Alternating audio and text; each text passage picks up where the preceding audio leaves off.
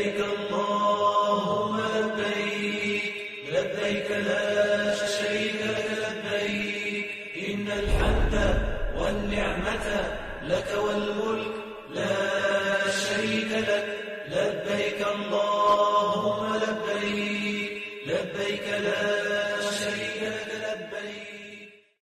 بسم الله الرحمن الرحيم. نحمده ونصلي على رسوله الكريم. أما بعد، قال الله تبارك وتعالى في كلامه المجيد والفرقان الحميد: لن ينال الله لحومها ولا دماؤها ولكن يناله التقوى منكم. صدق اللہ العظیم. اللہ تبارک و تعالیٰ نے قربانی جو انسان پیش کرتا ہے اس کے بارے میں کہ قربانی اللہ تبارک و تعالیٰ کے ہاں وہ اللہ کو بندے کی طرف سے خون اور قربانی کا گوشت یا قربانی کی کوئی اور چیز نہیں پہنچتی، بلکہ اللہ کے ہاں معتبر اور مقبول چیز ہے وہ اخلاص ہے. اگر انسان کے اندر اخلاص نہ ہو اور انسان کے دل کے اندر کچھ اور ارادے اور خیالات ہوں تو اس کی قربانی اللہ کے ہاں مقبول اور محبوب نہیں ہوگی بلکہ مردود ہوگی.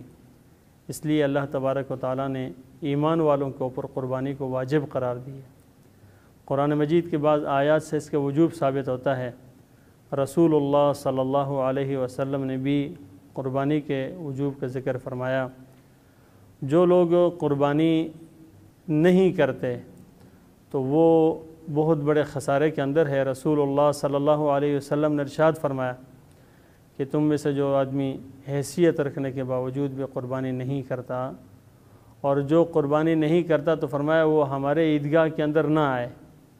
اور آپ صلی اللہ علیہ وسلم نے فرمایا کہ قربانی اصل قربانی کے روح و قربانی کی حقیقت یہ ہے کہ ہم سمجھتے ہیں کہ شاید اس کی ایک ظاہری صورت کو چھوڑ کر کوئی اور اس کے متبادل طریقہ اختیار کیا جائے، لیکن ہم نے یہ نہیں دیکھنا بلکہ اصل چیز ہے اتباع.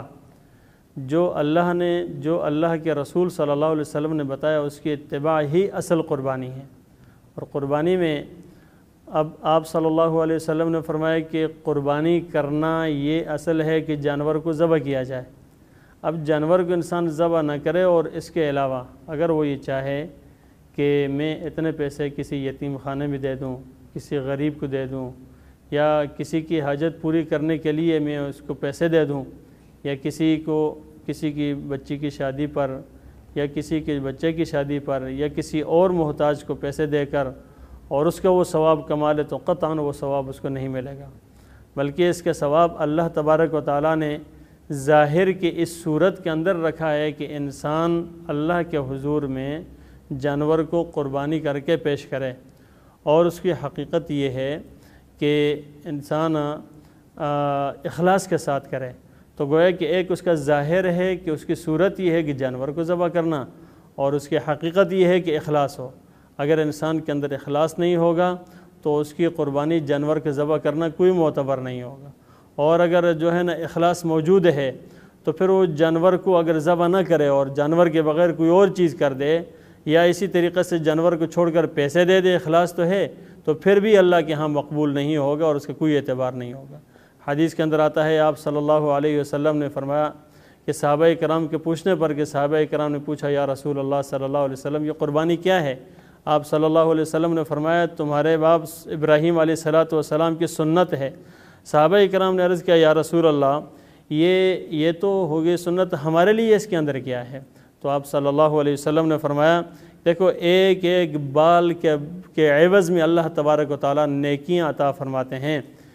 پھر حضرت عائشہ صدیقہ رضی اللہ تعالیٰ عنہ ارشاد فرماتی ہیں کہ آپ صلی اللہ علیہ وسلم نے ارشاد فرمایا کہ قربانی کے دن اس سے زیادہ کوئی محبوب عمل اللہ کو نہیں ہے کہ قربانی کے دن انسان جو ہے نا جانور کو قربان کرے. کیونکہ قیامت کے دن فرمایا کہ قربانی کے جانور سینگوں، بالوں اور کھروں کے ساتھ لایا جائے گا اور خون کا قطرہ زمین پر گرنے سے پہلے اللہ تبارک و تعالیٰ کے ہاں یہ قربانی کے جانور مقبولیت کی سند لے لیتا ہے. اور فرمایا اس لیے تم خوش دلی کے ساتھ قربانی کرو۔ اگر انسان خوش دلی کے ساتھ قربانی نہیں کرتا یا اپنے پر بوجھ بنا کر کرتا ہے، یا انسان جو ہے نا کسی کی مجبوری کی وجہ سے یا کسی کو دکھلاوے کے لیے کرتا ہے، تو اس کی قربانی کا کوئی اعتبار نہیں ہوتا۔ اس لیے ہمیں بھی چاہیے کہ جب یہ دن قربانی کے دن آئیں تو ہم اچھے طریقے سے اچھا جانور دے کر اور ان احادیث کو سامنے رکھ کر کہ ہمارے لیے اللہ تبارک تعالیٰ نے ایک ایک بال پر، ایک سینگوں، کھوروں اور بالوں کے عوض اللہ نے نیکیاں رکھی ہیں۔ اب نیکیوں کا ہم کیسے حاصل کر سکیں گے؟ یہ تبھی حاصل کر سکیں گے کہ جب ہم اسی اخلاص کے ساتھ، محبت کے ساتھ اور اللہ تبارک و تعالیٰ کی محبت کو دل میں لیے ہوئے رسول اللہ صلی اللہ علیہ وسلم کے طریقے کے مطابق ہم قربانی کے جانوروں کو ذبح کریں گے، تو تب جا کر یہ فضیلت اور یہ سعادت ہم حاصل کر پائیں گے۔ اور اگر یہ چیزیں ہمارے دل و دماغ میں نہیں ہوگی یا اس طریقے سے ہم نہیں کریں گے، یا قربانی کا موٹا تازہ جانور خرید لیا لیکن لوگوں کو ریاکاری اور دکھلاوے کے لیے یا لوگوں کو دکھلاتے پھر رہے ہیں یا ایک کو دوسرے کو اور لوگوں کے درمیان شہرت حاصل کرنے کے لیے، تو پھر اس کا ہمیں کوئی فائدہ نہیں ملے گا۔ اس لیے ہمیں چاہیے ہے کہ ہم قربانی کریں تو انتہائی اخلاص کے ساتھ کریں۔